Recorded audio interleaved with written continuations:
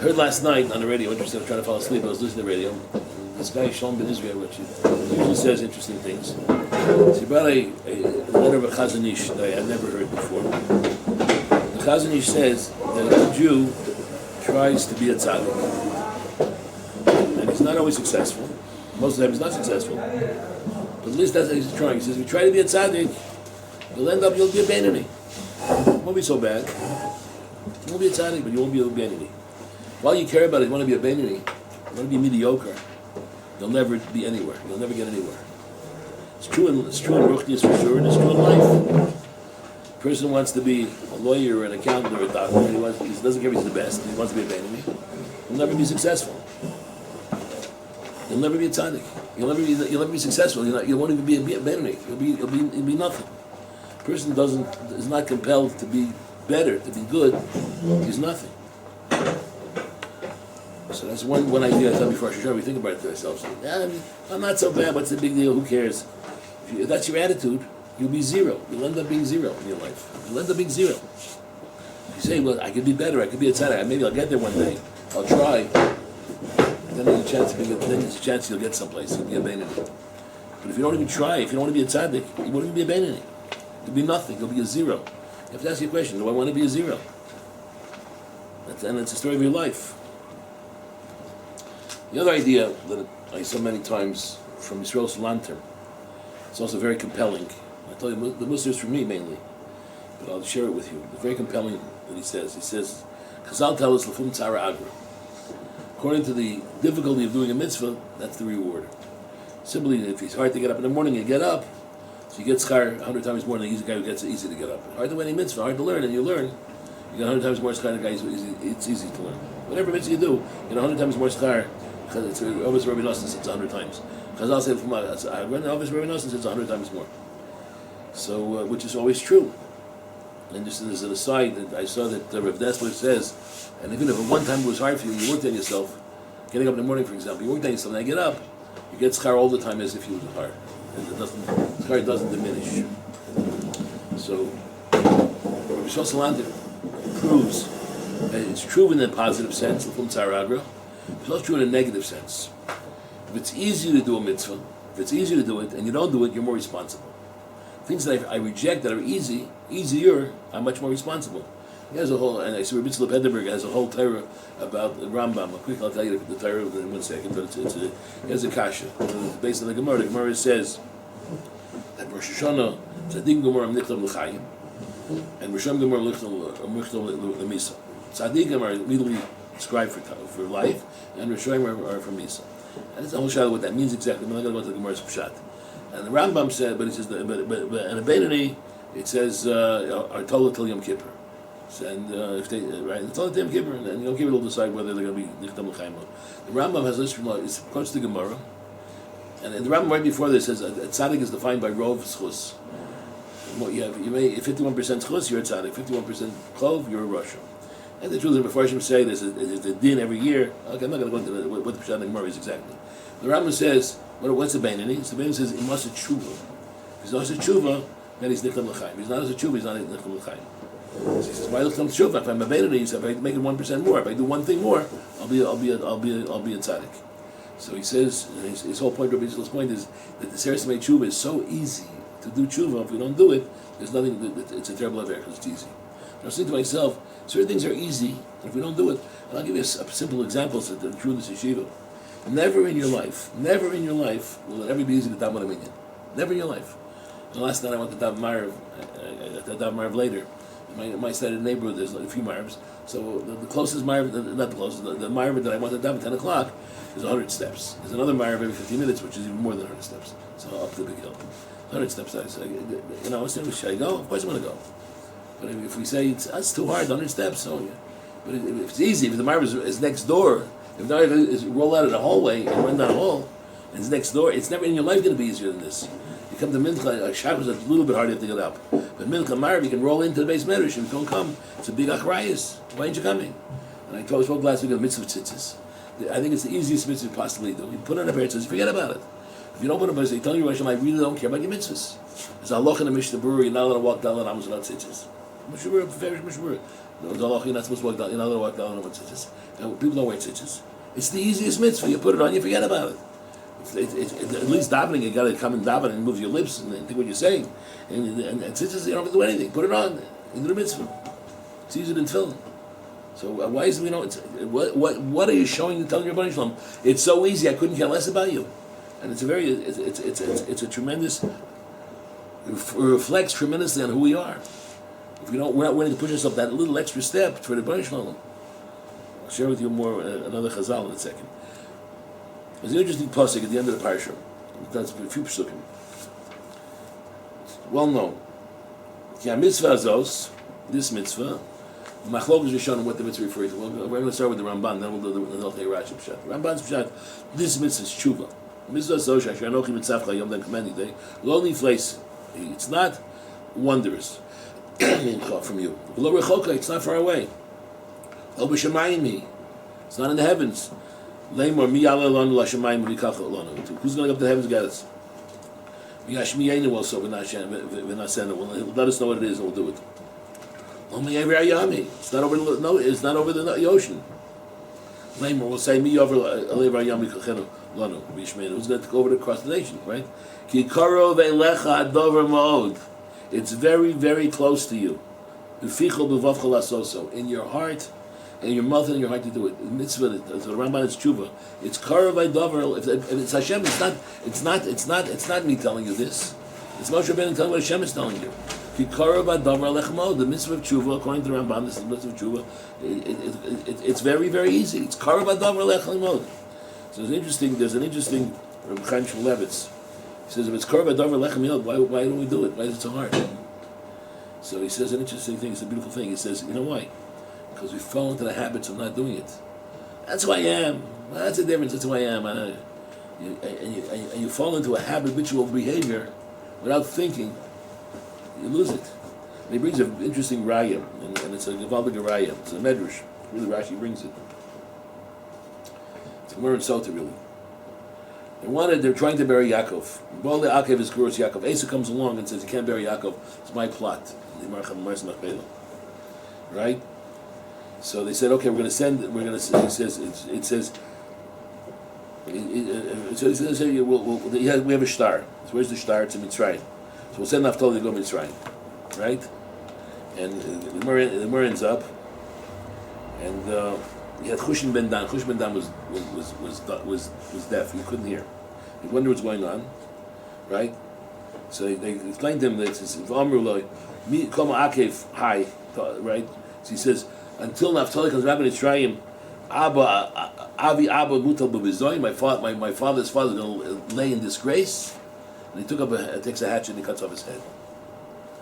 Chushin ben Dan does that. So why was Chushin ben Dan? Why you need something like that, Chushin ben Dan, to do it? So Chaim Shmulevitz, and really the Pash Pshat, is everybody gets caught up in a conversation. He's right, I'm right, a conversation, and when we're dealing with it, Chushin ben Dan says.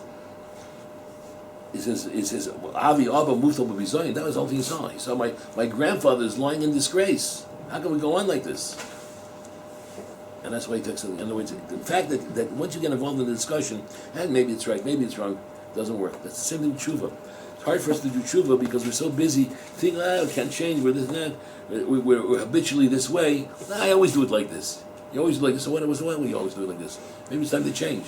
I always mention, but the Revolve is true. I always beat my wife. I beat her every day. And I'm going to change. I'll beat her all 5 times a week. That's not a normal thing to do. You're not normal. If you got to make the change sometimes. You got to say, listen, I got to stop. I got to make the change. We're not going to be another. I don't think any of us, for sure not me, will be at Tzaddik by Sunday night. But I want to show everybody, at least I'm going to try to do something. Say slichas. I'm sorry. I don't know what I'm saying. But I show him the branch. I came a little bit early. I davened a little bit more. I'm trying. You see, I'm trying. That's all I can do. Show everybody I'm trying. The other pshat in this psukim, it means the whole Torah. The Rashi learns. Rashi's pshat is the whole Torah. Is a mitzvah zos, is the mitzvos, these mitzvahs that I'm commanding you. It's not leface. It's not beyond you. Ki karav adavar lechamod. It's very, very close. It's easy. Karav adavar lechamod. It's easy. It's close to you. Why don't we do it? What's holding us back? Something we have to ask ourselves, What am I doing for the Bnei Shalom? What am I doing? What am I doing here? There's a Gemara, famous Gemara, Rosh Hashanah. Shem says, V'amru lefanai b'Rosh Hashanah, say before me on Rosh Hashanah, Malchios, Zichronos, and Shofros. Now there are three sets, the special Shemona Esrei we have in Musaf on Rosh Hashanah is 9 brachas. And all Yom Tov is usually 7 brachas. During the week it's 19 brachas. And on Rosh Hashanah it's 9 brachas. Malchios, Zichronos, and Shofros. Malchios is, we speak about the Malchus Hashem. And the halacha is, if you look in the Gemara and the Shulchan Aruch, you have to say 10 psukim. 3 from Tanakh, 3 from the Torah, 3 from the Navi, 3 from the Ksubim, and then with the pasuk of the Torah. Psukim and Zichronos is remembrances, right? There's a second bracha, and the same thing, 10 psukim, and finally shofros. Shofros is about shofar. Gemara goes on, Malchios Kidesh Temlichlu Aleichem. He says, why do you say Malchios? For you to anoint me as the king. You're making me the king, which is not easy for us to do. But we realize he's the king. And I mean, so many years ago, somebody wrote an article about a guy who was a very well-known, is a modern Orthodox person, a rabbi, sort of a rabbi, and he was a Panovich. He was a very powerful davening for him on the right. But he says, we lost something, because we don't know what a king is. In the old days, when a king, in Saudi Arabia, is looking, when a king could say, you could live or you could die, it makes the Malchus much more real. We realize that he's the king. He's the king who had this total decision, it's all his. Right? And there's a famous thing in the Nefesh HaChaim, he speaks about the school of Nifla. The school of Nifla, all the schools, red strings and stuff, tells you the school of Nifla. The school of Nifla is when you have a problem to realize that only the Melech Malchi Elohim is the Baal Kol HaKoychos Kucha. He says, he's put in your heart this Achdus HaPashut, this simple unity in your heart, right? And Mavatl from your heart, the other Koychos was not real. All the other Koychos are not real. That's the school of Nifla. Okay, anyway, so Malchus, realize the Melech. That's the first thing. Right, Zichronos. What's Zichronos? Kadei Shiale Zichronom Lifonai Litova. You'll say these psukim, and I'll remember the good things. I'll remember your forefathers. I'll remember the good things in history, Litova. Uvama, and how are you going to do this? B'shofar, with the shofar.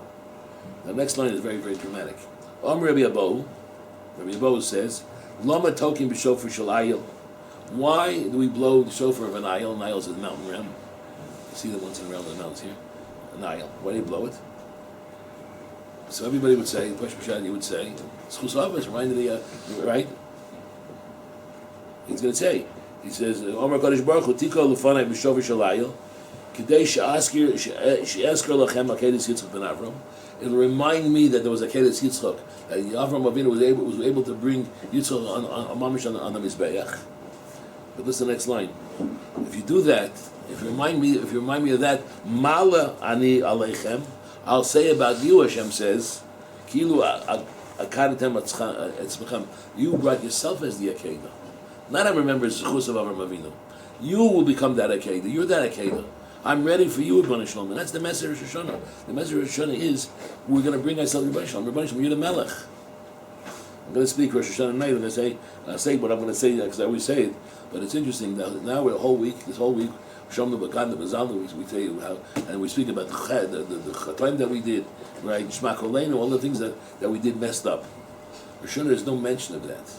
In fact, there's Aloche, you say, Avinu Malkeinu Chatonu L'Fanecha, there's some people don't even say, Avinu Malkeinu Chatonu L'Fanecha, we sin before you. And the people who say it, Mishmur says, have in mind, I don't mean me, I mean my forefathers. I don't mean me. We don't talk about Chet. That's not a Rosh Hashanah theme at all. The only Rosh Hashanah theme is Malchus. He's the Melech. But he's the Melech, I'm ready to give you me, whatever I am. I have no personal needs, I'm only you. Right? You're bringing yourself as the Akedah. Can we say that? Can we think that? In these few days we have left for Rosh Hashanah, well, can I show you, Bnei Shalom, you're first. I'm here for you. My life is for you. Can we say that? I said, now listen, I'll make a deal with you. You don't bother me too much, I won't bother you too much. That's what it's all about. I always say, the difference between Ben Torah and not a Ben Torah, or a loser and a winner, is the first line of Mesilas Yesharim. You have one goal, right? Right? Yesod Shorish Kol Avodah Kumima, What is your chiyuv? I have one goal.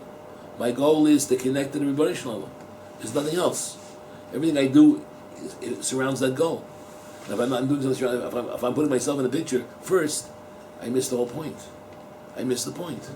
Rebbeinu Shalom, I'm yours. You know, they say Rabbi Granofsky-Prepare says, a person says Shema.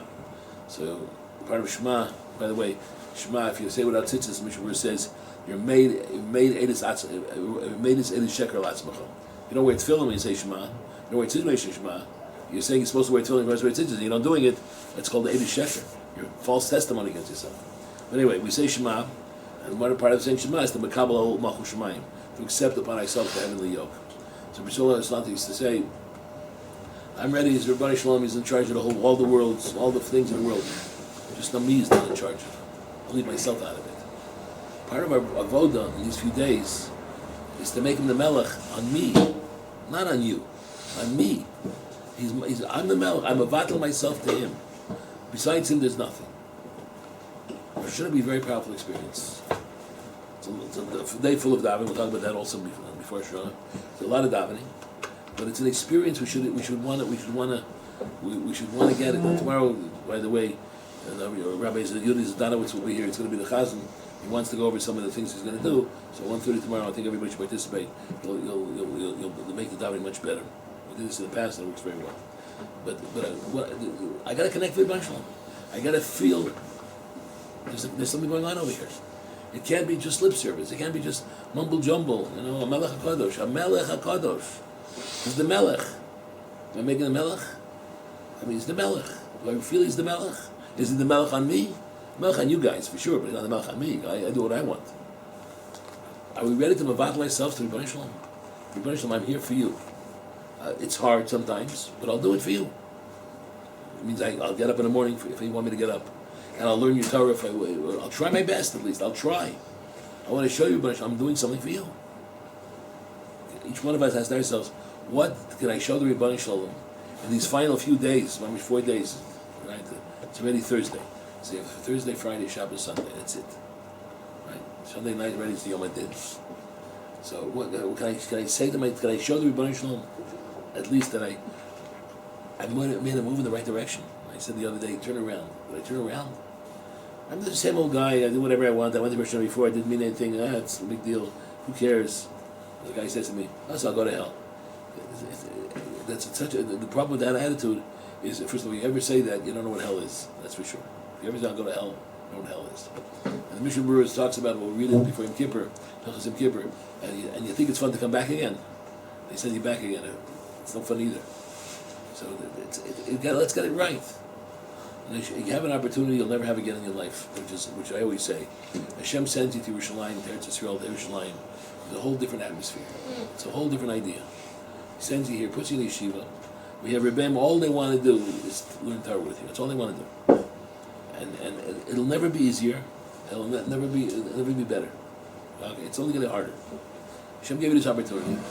Either you let it go through your fingers, like you trying to pick up water, or you're going to grab it and use it. But it's your decision. And the truth is, there's nothing I can say. There's nothing I can do if you don't want to do it. You have to decide. Right? I'm not a great speaker, and if I'd be the greatest speaker in the world, how much would it work? And even if you're a great speaker, you're motivated for 10 minutes or 7 minutes. You only can be motivated by taking what you hear and saying, okay, now how does it apply to me? What can I do? What can I do? Do I really believe it? Hashem says it. It's not some Rebbe saying it. It's not somebody saying it. It's Hashem telling you. Do you believe it? Say it over to yourself. Read the pasuk. It's very, very close to me. It's very close. Ma'od. The Torah says, Karav Ma'od, very close. Hashem wouldn't tell you it's very close unless it was very close. Hashem's not telling you. It's not Me'ever Hayam, it's not in the Shemayim, it's Karav Adavar Lechem Ma'od. It's a decision we're going to make. Do I want to grab it? It's so close. The problem is, if we don't try, we lose it. Right? So Shem talks about the pasuk, the Mishnah. Emein ani li mili. If I'm not concerned about myself, who cares? Who's going to be concerned about it? I have to be concerned. I have to want to do it. If I don't want to do it, I'll miss it. The fact that we have Rosh Hashanah, Yom Kippur, Yitzhak Tshuva. As difficult as it might be, it's an unbelievable chesed of Hashem. Hashem says, I'm giving you a chance to turn the page. To turn the page. Forget what you did. Let me see what you're going to do. Let me see what you're going to do. I forget what you did. What are you going to do? Show me you want to do something. Show me you care. Turn that page over. I'm a different person. The opportunity Hashem gives us. Because He loves us. He loves us. He wants us to make it. He doesn't want us to fail. And we think He's trying to catch us like the high school principal. What can I catch the guy doing, right? He's not a high school principal. He loves us very much. And He gives us an opportunity. By the way, love has consequences. If you think there's love with no consequences, that's why it's not real love. Obligation is a consequence. That's what love means, right? Well, if you love your wife, but I don't care, I'll hang out with the guys, hang out with other women, that's not love. Because there's no consequences. Love means I'm going to do what's expected of me with you. Right? You love your friend, you love your wife. That means I'm giving up something to do that love. It means something to me. I may get back a lot more than I'm giving up, that's for sure. But it means I'm giving up something. And if you don't want to give up for the Midrash, you've missed the point. I guarantee that the more you give up, the more you'll get back. I guarantee. You'll feel it. You'll feel a relationship with the Rabbi Shalom will be with you all the time. All your struggles, He'll be there, and He'll make it totally different.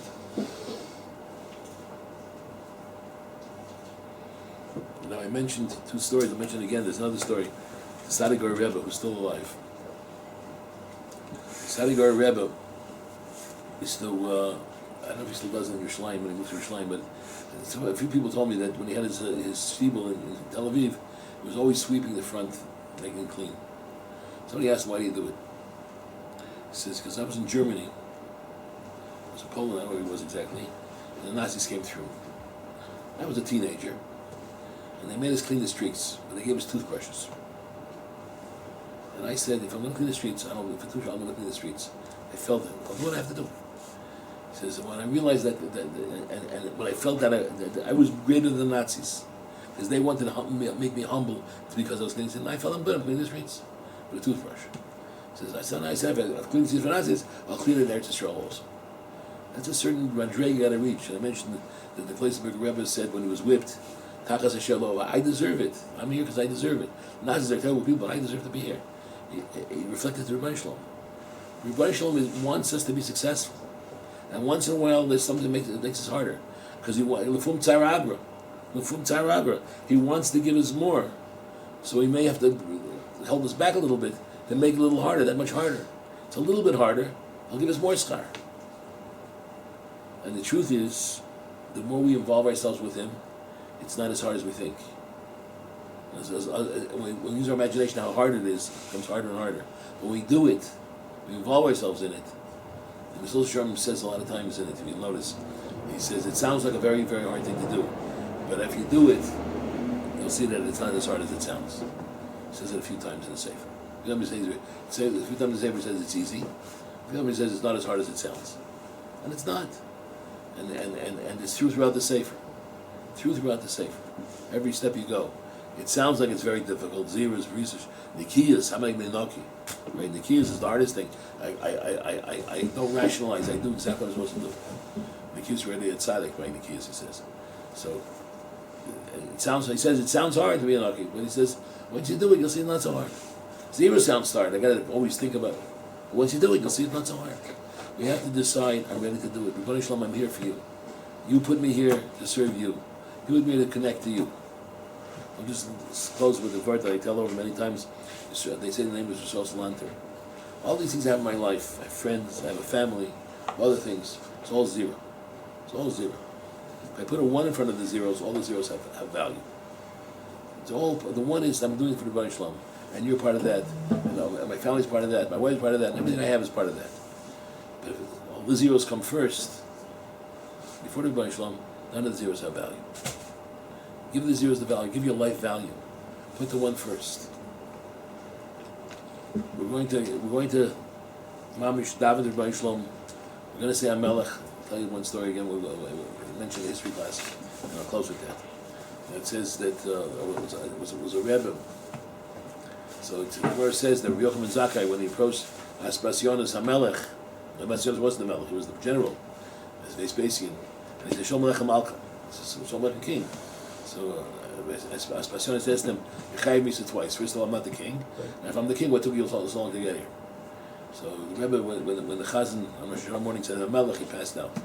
So why did he pass out? Because if he's the king, where was I till now? Ask yourself the question: if he's really the king, where am I till now? Let's make him the king. Let's do it, and let's be successful. If we want to do it, Shem will help us. If we don't want to do it, there's no help.